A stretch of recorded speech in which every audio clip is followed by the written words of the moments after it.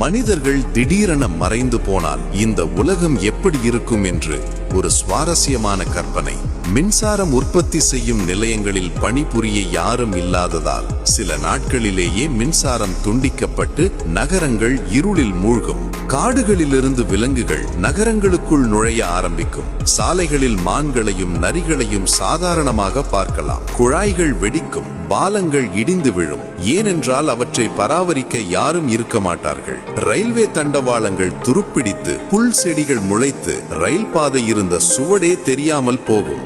மனித நாகரிகம் முழுவதுமாக இயற்கையால் விழுங்கப்பட்டிருக்கும். கான்கிரீட் காடுகளாக இருந்த பெருநகரங்கள் அடர்ந்த காடுகளாக மாறியிருக்கும். மனிதர்கள் கடலுக்குள் மூழ்கடித்த கப்பல்கள், விமானங்களின் பாகங்கள், குப்பைகள் என எல்லாமே கடல்வாழ் உயிரினங்களுக்கு ஒரு புதிய வாழ்விடமாக மாறியிருக்கும். மனிதர்களால் வேட்டையாடப்பட்டு அழிவின் விளிம்பில் இருந்த பல விலங்குகள் மீண்டும் பெருகி புதிய நிலப்பரப்புகளை ஆக்கிரமித்திருக்கும்.